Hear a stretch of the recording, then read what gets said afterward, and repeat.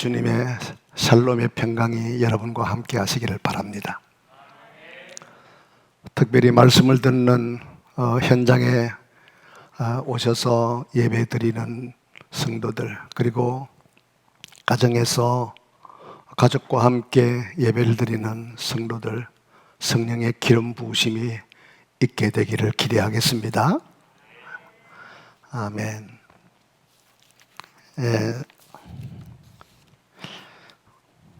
벌써 은퇴한 지 6년이 됐는데 옛날 목회 현장에서의 그런 사역들이 그리워지고 있어요. 특별히 금요일마다 한 달에 한 번씩 차로 거의 1시간 반 이상 걸려서 마석 기도원 기도의 동산에 올라서 밤새도록 기도하고 돌아오던 그런 시간들이 그리워지고 있습니다. 어느 때의 성도님이 그때 집사님이었었는데, 목사님, 나는 왜 기도해도 아무런 느낌도 없고 이 감동이 없지요. 나는 성령을 안 받았는 것 같아요. 그래요. 때가 되면 하나님이 주시겠죠. 사모하는 자에게 주실 텐데 오늘도 기도해 보세요. 그랬더니 여러분들이 아시는 것처럼 그 산에 올라가면은 정상에 그 무덤들이 많이 있지 않습니까? 거기서 그냥 간절히 흩어져서 기도하는데 갑자기 그냥 배를 움켜쥐고 가슴을 쥐어짜면서 우는 소리가 들려서 누군가 했더니 바로 그분이었어요. 그날 은혜를 많이 받고 그냥 울면서 돌아왔는데, 목사님, 이제 내가 성령을 받은 것 같습니다. 그러면서 은혜 많이 받았다고 간증하는 그 생각이 지금 문득 납니다. 여러분, 예수님께서 부활하시고 하늘나라로 가시면서 성령을 보내시겠다고 말씀하셨습니다. 그런데 왜 성령을 보내시는 것인가? 성령이 오지 않으면 안 되는 이유가 있는가? 그런 생각을 하면서, 만약 하늘로 올라가신 예수님께서 성천하신 다음에 성령을 보내시지 않았다면 어떻게 되었을까 생각을 해보면 그 누구도 예수를 믿는 사람들이 없을 것이다, 이런 생각이 들었습니다. 말씀을 준비하면서 고린도전서 12장 3절의 말씀이 떠올라서, 그래서 보니까 성령으로 아니하고는 누구든지 예수를 주시라 할 수 없느니라, 이 말씀을 읽는 중에 당시 제자들이 생각났어요.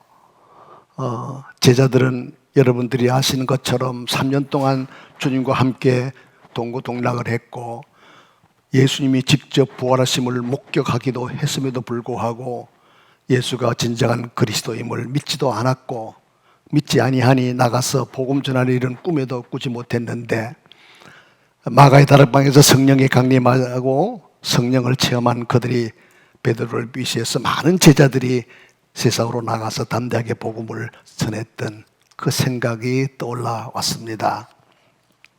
성령이 임하지 않고는 결코 누구도 예수 그리스도를 믿을 수가 없습니다.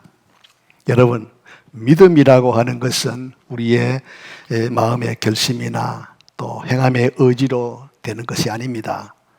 왜냐하면 믿음은 인간들의 의와 열심을 부인하고 오직 예수님의 구속의 은혜, 십자가의 은혜만을 믿게 하는 것이기 때문에 그렇습니다. 여러분, 성령을 받으셨습니까? 이런 질문 많이 받아보셨죠? 또 그렇게 묻기도 하지요. 이 질문은 사도 바울이 에베소 교회 제자들에게 던진 질문이기도 합니다. 사도행전 19장 2절 말씀에 보니까 너희가 믿을 때 성령을 받았느냐라고 묻는데, 그것은 아마 바울이 에베소를 방문했죠. 자기가 세워진 설립한 교회인데 다시 방문했을 때 제자들의 모습을 보니까 그들의 말하는 것도 또 행동하는 것도 뭔가 성령 받은 사람 모습이 아닌 달라 보였기 때문에 네가 믿을 때, 예수를 믿을 때 성령을 받았느냐라고 이렇게 물은 것 같습니다. 성령 받기를 원하는 많은 사람들이 이런 질문을 던지지요. 성령을 받을 때 어떤 경험을 하게 됩니까? 경험과 느낌을 많이 기대합니다. 어떤 이는 그냥 성령을 사모했더니 가슴이 뜨거워졌습니다. 또 눈이 열려서 환상이 보였습니다. 뭔가 예수님의 목소리 같은 소리가 들렸습니다. 목사님이 안수할 때 힘이 빠지더니 쓰러졌습니다. 또 이런 혀가 갑자기 막 그냥 흐르더니 방언이 터졌습니다. 이런 이제 그 경험들을 이야기하죠. 그런데 이런 놀라운 경험을 했지만 그러나 이해되지 않는 것은 이런 느낌과 경험으로 성령 받았다고 생각하면서도 그들의 삶이 전혀 달라지지 않았다는 거죠. 여전히 부정직하고 여전히 이웃과 다투고 여전히 하나님의 말씀에 불순종하고 그래서 세상 사람들과 별반 차이 없는 세속적인 삶을 산다는 것입니다. 이런 문제들 때문에 성령 받았다는 사람들을 보면서 많은 사람들이 마음속에 한 가지 의문을 갖게 되는 것입니다. 도대체 성령 받았다는 사람들이 저렇게 이기적이고 저렇게 욕심이 많고 자기중심적인데 성령은 아무 얘기나 내려는 것인가? 도대체 하나님께서 성령을 허락하시는 그 기준이 무엇인가? 이런 의문을 품게 되죠. 여러분도 그런 의문을 품어보셨죠? 그냥 끄떡끄떡 하십니다. 그러면서 나는 과연 성령을 받았는가? 성령을 받은 것 같기는 한데 내가 성령 받았다는 것을 어떻게 확인할 수가 있는가? 이게 어쩌면 우리 모두의 그런 자문자답일 겁니다. 근데 사도 바울은 성령 받은 사람들에 대해서 분명히 말씀하고 있습니다.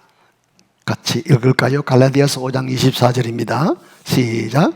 그리스도 예수의 육체와 함께 사람들은 그 죄와 정욕과 함께 그 탐심을 정욕과 십자가에 탐심을 못 못 박았느니라. 박았느니라. 아멘. 자, 이 말씀의 의미는 성령 받은 사람은 한결같이 자신의 정욕과 탐심을 십자가에 못 박는 경험을 하게 된다는 거예요. 우리가 타락의 사건을 보면 에덴 동산에서 뱀이 하와를 유혹할 때 네가 선악과를 먹으면 하나님처럼 된다라고 했습니다. 인간이 하나님처럼 된다고 하는 것은 만물의 주인이 되어서 세상을 다스리는 능력 있는 그런 존재를 뜻합니다. 그래서 하나님처럼 되고 싶다는 것은 지금 자기의 모습보다도 더 나아지고 싶은 그런 뜻이기도 합니다. 아담과 하와는 하나님이 지으신 피조물의 자리에서 하나님께서 살도록 두신 에덴 동산 거기에서 하나님을 찬양하고 하나님께 감사하며 살면 되는 겁니다. 그런데 유혹을 받아 하나님처럼 되어서 세상을 다스리는 위치에서 자기 마음대로 살고 싶은 그런 탐심, 정욕, 이것은 원래 하나님의 모습이 아닙니다. 그러므로 선악과를 아담과 하와가 먹었다고 하는 것은 그것은 곧 탐심과 정욕을 의미하는 것입니다. 이 탐심과 정욕이 아담 이후의 모든 사람들에게 흐르고 있는 거죠. 그러므로 성령을 받으면 이 탐심을 죽이는 것입니다. 십자가에 못 박고 죽이는 것입니다. 그래서 나는 죽고 오직 예수 그리스도만 사는 것입니다. 이것이 성령 받은 사람의 특징이에요.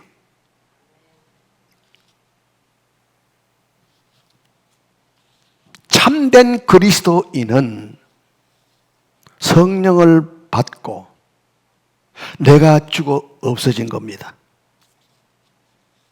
오직 하나님만이, 성령의 하나님만이 내 안에 계셔서 그 성령님이 나의 주인이 되시는 겁니다.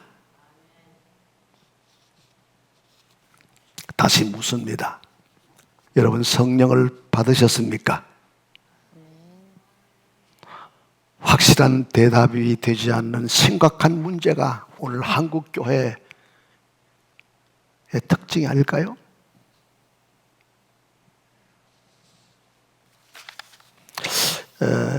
교회 다니는 분들이 크게 잘못하고 있는 것 중에 하나가 뭐냐면 내가 하나님을 위해서 해야 할 일이 뭔가라는 그런 생각보다 내 자신의 문제에 빠져서 하나님께서 도대체 내 문제를 언제 해결해 주시려는가라고 하는 생각으로 차 있다는 거예요. 대부분의 사람들의 관심은 온통 자기 자신에게만 쏠려 있습니다. 하나님의 일에 대해서는 거의 관심 밖에 하나님의 일은 점점 밀려나고 있습니다. 내 삶을 완전히 컴퓨터로 오픈해 보면 도대체 하나님에 대한 관심이 얼마나 있습니까? 전부가 24시간 아마 거의 대부분이 내 자신을 위한 삶으로 생각하고 고민하고 괴로워하고 아마 그럴 것 같습니다. 오늘 본문에 나오는 제자들의 모습도 그러합니다. 자신의 문제 해결을 해주는 예수님으로만 제자들은 생각했다는 거예요. 오늘 본문 6절, 7절에 대한 말씀에는 관심이 전혀 없고 8절의 말씀에만 관심을 두고 있어요. 이 8절의 본문의 말씀은 예수님께서 어느 날 갑자기 이 말씀을 명령한 것이 아닙니다. 이 8절의 말씀을 하시기까지는 6절을 배경으로 해서 제자들에게 하신 말씀이에요. 제자들이 모였을 때 제자들은 예수님께 이런 질문을 합니다. 이스라엘 나라 회복하심이 이때입니까? 라고 물어요.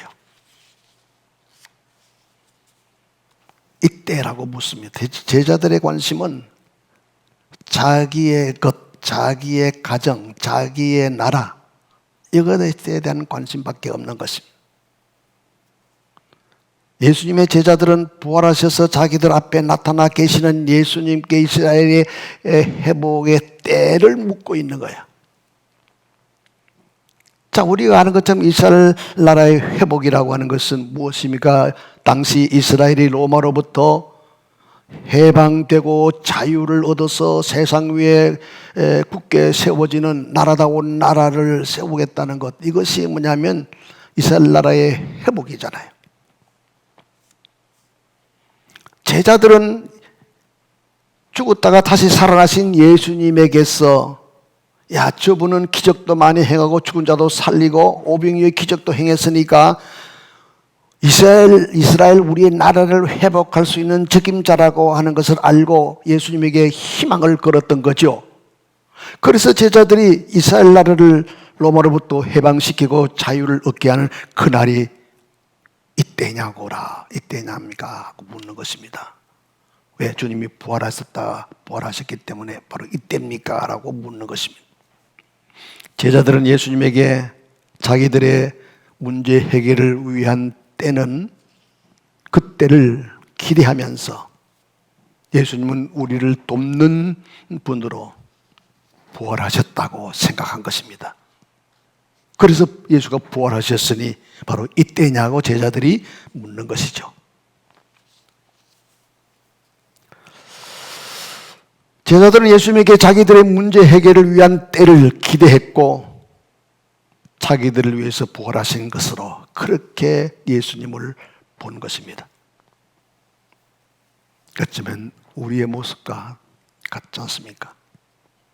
그러나 예수님은 7절에서 때와 시기는 아버지께 자기 권한에 두셨으니 너희는 알 바 아니라고 말씀하십니다.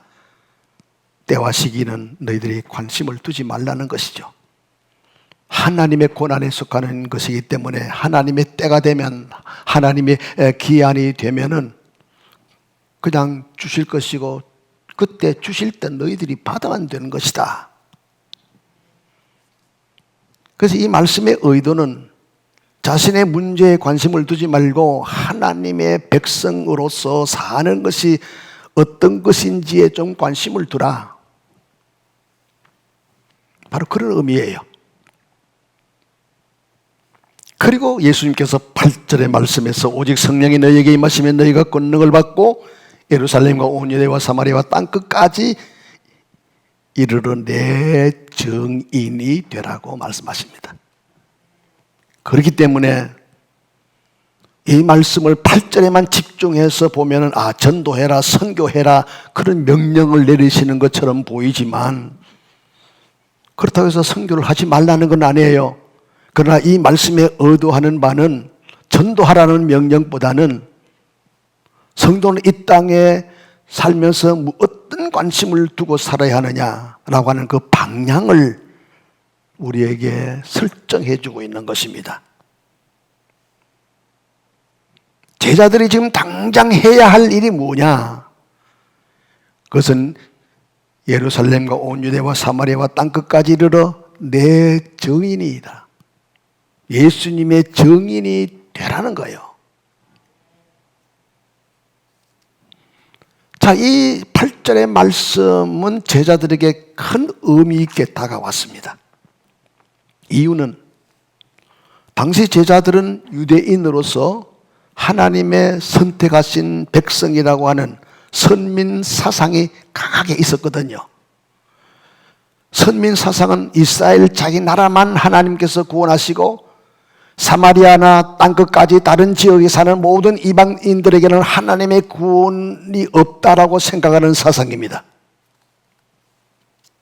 그러나 예수님은 너희들이 개처럼 취급하는 저 이방 나라의 까지를 포함해서 너희들은 나의 증인으로 살아야 한다라고 말씀합니다. 오늘 본문의 말씀에 중요한 메시지가 있어요. 하나는 성도의 사명, 그것은 바로 그리스도를 증언하는 삶이라는 거예요. 우리가 살아가는 사명, 사는 데서의 우리의 사명, 성도의 사명은 바로 그리스도를 증거하는 사명입니다. 성도는 어디에서나 언제나 상관없이 하나님께서 머물게 하시는 그 자리, 하나님께서 살게 하시는 그곳에서 그리스도의 증인으로 살아야 될 줄로 믿습니다. 아멘입니까? 그러니까 이것이 문제라는 거죠. 그러고 난 다음에 선교의 눈을 뜨기도 하고 그래야 되지만 우리는 내 자체에서 이것이 이루어지지 않는 상태에서 선교에 너무 빠지면 교회가 빈약해진다는 것입니다.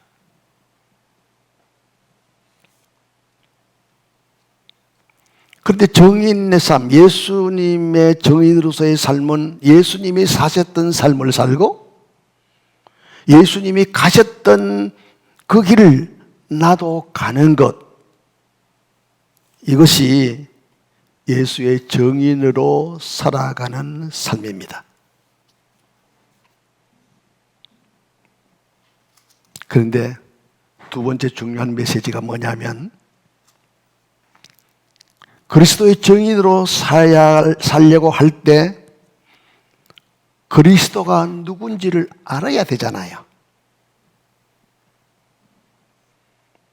반드시 예수의 증인으로 살아야 되겠는데, 이게 사명인데, 그런데 살려고 하니 예수가 누군지를 알아야 되는 것입니다.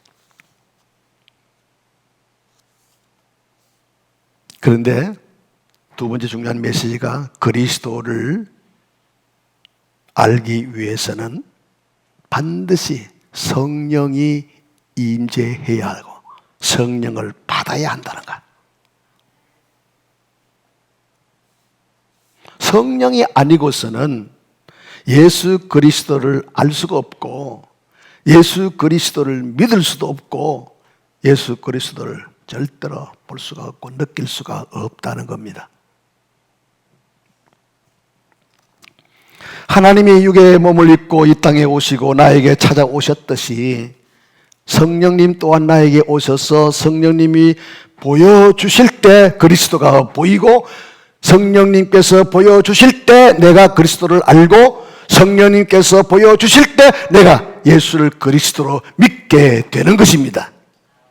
아멘. 자, 고린도전서 2장을 펼치세요. 아주 중요한 말씀, 오늘 본문과 연결되는 중요한 말씀인데 고린도전서 2장을 펼치시기 바랍니다.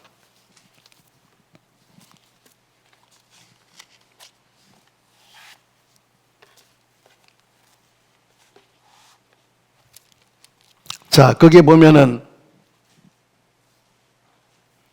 2장 10절의 말씀을 한번 같이 읽겠습니다. 2장 10절 시작.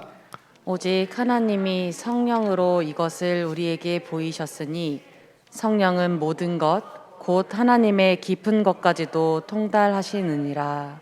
아멘. 오직 하나님이 성령으로 이것을 우리에게 보이셨으니 성령은 모든 것 곧 하나님의 깊은 것까지도 하나님의 깊은 계획과 깊은 어떤 예비한 것까지도 통달하신다라고 말씀하고 계십니다. 자, 이 말씀을 자세히 좀 더 들여다보면 여기 이것을 우리에게 보이셨다 그랬는데 이게 우리는 누굽니까? 우리 누구예요? 예수 그리스도 안에서 부름받은 자입니다. 예수 그리스도 안에서 부름받은 자는 하나님의 지혜를 가진 자인데, 자, 1장 고린도전서 1장 24절 말씀 같이 읽겠습니다. 시작. 오직 부르심을 받은 자들에게는 유대인이나 헬라인이나 그리스도는 하나님의 능력이요 하나님의 지혜니라. 이게 부르심을 받은 자에게, 여기 우리라고 하는 것은 그리스도 안에서 부름받은 자를 가리키는 겁니다. 세상에 아무나 우리가 아니고 예수 그리스도 안에서 부름을 받은 자가 우리입니다. 바로 그리고 이것을 그래서 이것을 우리에게 보이셨다. 이것이 누굽니까? 바로 이것이 하나님의 지혜이신 그리스도라는 거예요.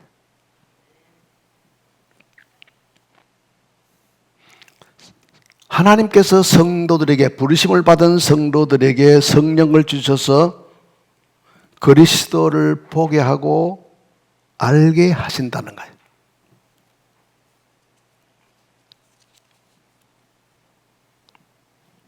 그리스도는 바로 하나님의 지혜라고 그랬어요.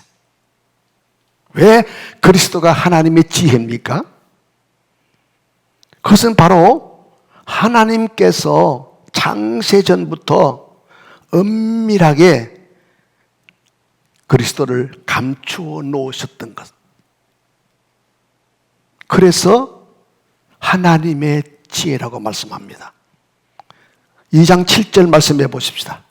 오직 은밀한 가운데 있는 하나님의 지혜를 말하는 것으로서 곧 감추어졌던 것인데 하나님이 우리의 영광을 위하여 만세전에 미리 정하신 것이다 그랬어요.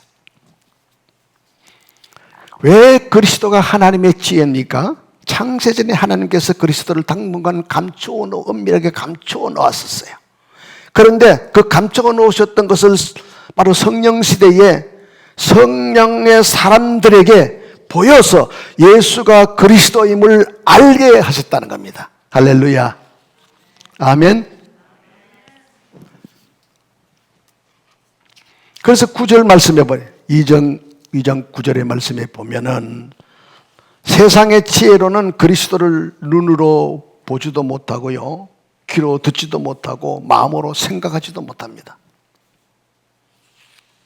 성령으로 보여주실 때만이 예비된 하나님의 뜻을 알게 된다라고 했어요. 예비된 것, 하나님이 자기를 사랑하는 자들을 위하여 예비하신 모든 것이라고 그랬어요. 자, 여기 예비된 하나님의 뜻이 무엇일까요? 이 예비된 하나님의 뜻, 그것이 고린도전서 1장 30절에 나와 있습니다. 자, 같이 읽겠습니다. 하나님이 예비된 하나님의 뜻, 그게 무엇인지 1장 30절 다 같이 읽어요. 시작. 너희는 하나님으로부터 나서 그리스도 예수 안에 있고 예수는 하나님으로부터 나와서 우리에게 지혜와 의로움과 거룩함과 구원함이 되셨으니 아멘.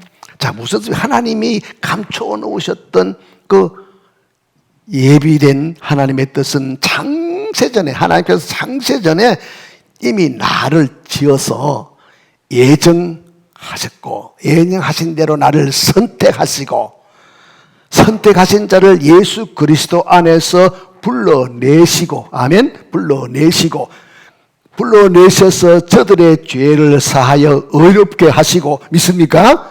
의롭게 되었으니 거룩한 하나님의 자녀가 되고, 아멘.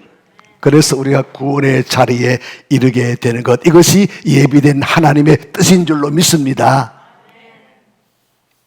여러분, 이 사실을 믿으십니까? 진짜 믿으십니까? 그러면 여러분은 성령의 사람입니다. 할렐루야. 하나님을 찬양하십시다.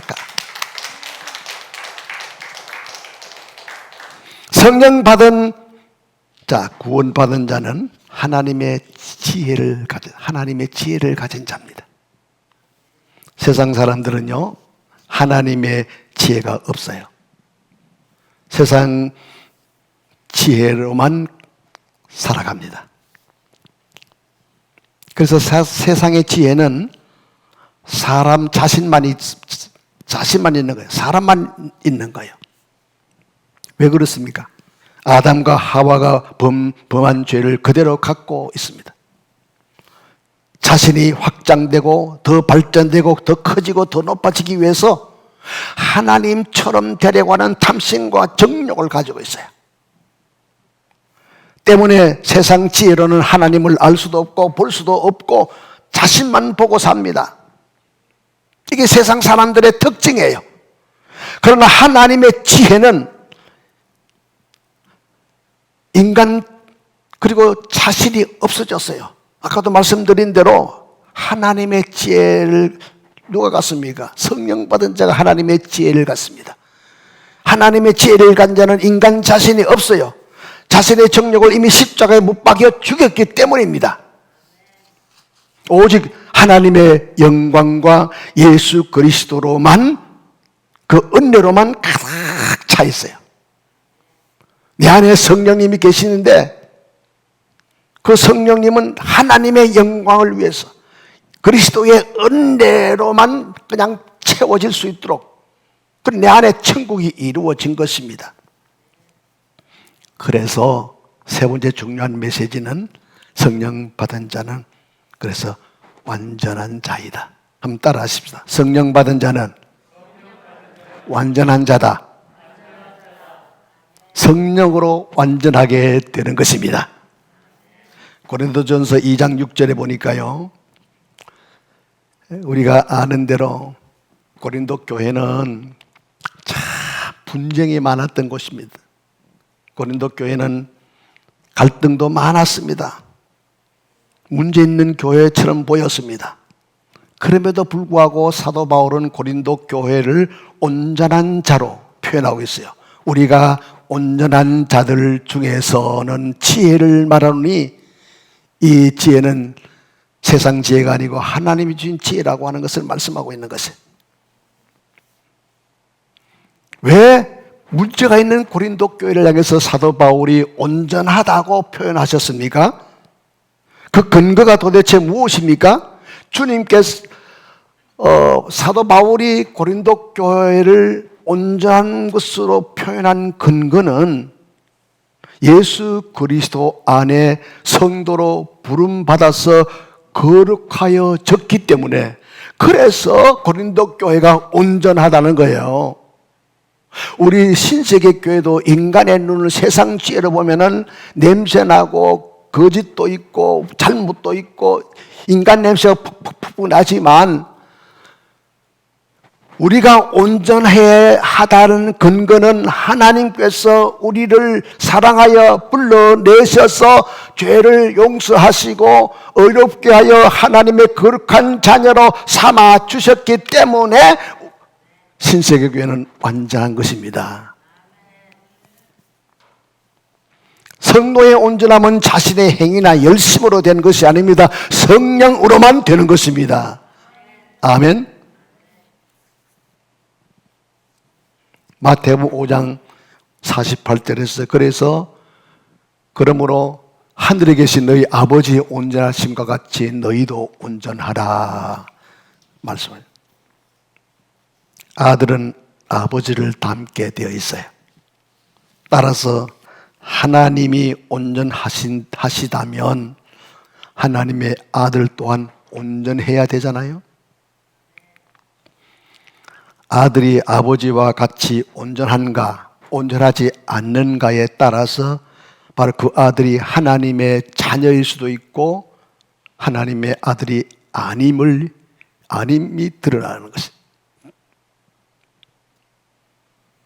사람은 아무리 인격이 훌륭하고 믿음이 출중하다고 해서 하나님의 온전하심과 같이 온전할 수는 없는 것입니다.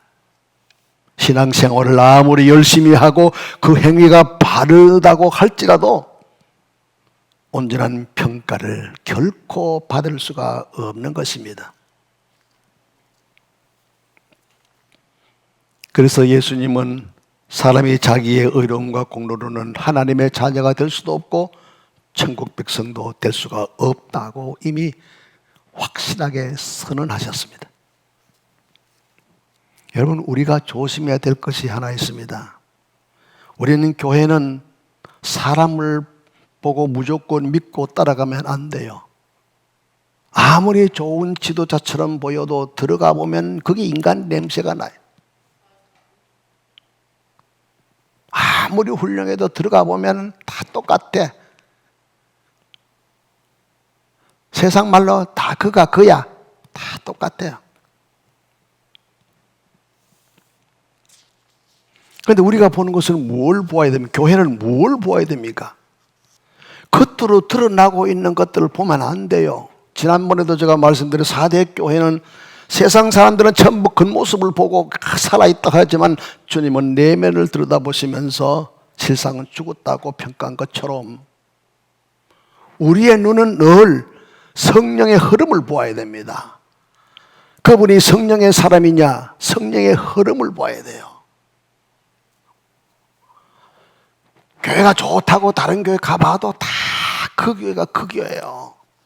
중요한 것은 어떤 사이즈에 있지 않고 그 한 사람 한 사람에 들어지는 그 예배의 모습, 그분의 됨됨이는 그분의 어떤 인격이나 그분의 열심이나 그분의 뭐 여러 가지 상황들을 보는 것이 아니고 그가 성령의 사람이냐라고 하는 것을 보아야 합니다.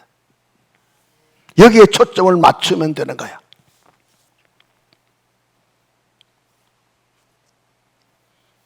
교회는 성령이 교회들에게 하시는 말씀을 들어야 하고 그 듣는 것은 아무나 들을 수 있는 것이 성령의 사람만이 들을 수 있습니다.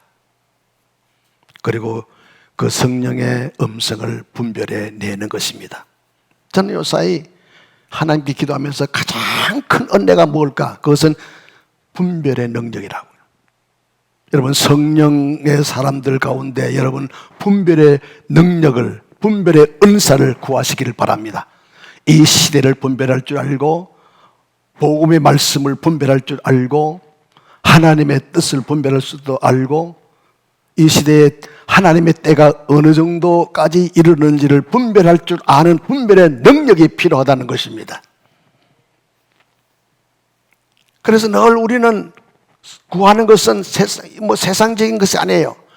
다양한 프로그램들이 아니에요. 정말 우리 한 사람 한 사람이 구해야 될 것은 하나님 오늘도 성령의 충만함을 주옵소서. 성령으로 충만해질 때 하나님 사랑에 감사하고 만물의 주인 되신 하나님을 찬양할 수 있고 우리의 삶 속에서 성령의 열매를 맺으면서 예수 그리스도의 정인의 삶을 뚜벅뚜벅 걸어가며 살아가게 되는 줄로 믿습니다. 오늘 우리는 많은 감춰졌던 하나님의 비밀들을 성령을 통해서 알게 되었어요. 예수 그리스도의 희생의 피로 모든 죄가 용서되었다는 사실을, 그리고 이 땅에서 그리스도의 정인으로 살아가는 것이 그리스도인의 사명이라고 하는 것을, 그리고 성령님께서 부족하고 쓰러지고 별품없고 내놓을 것도 없고 계속 실수하는 보잘것없는 자지만은 우리를 하나님의 거룩한 백성으로 부르셨으니, 그래서 우리는 성령으로 인해서 온전한 자가 되어서 우리는 천국을 소망하게 되었다는 사실, 이걸 여러분들이 기억하면서 혹시 인생을 살아가면서 넘어질지라도 용서해 주시는 주님을 바라보며 때가 너무 악하고 영적으로 어두운 때에 정말 우리는 다른 것보다도 가장 우선해야 될 것은 하나님 앞에서 내 믿음을 지켜나가며 내게 맡겨진 귀한 사명을 감당하며 날마다 천국을 소망하며 살아가는 우리 신세계 교회가 될 때 하나님께서 이런 모습들을 기뻐하실 줄로 믿습니다.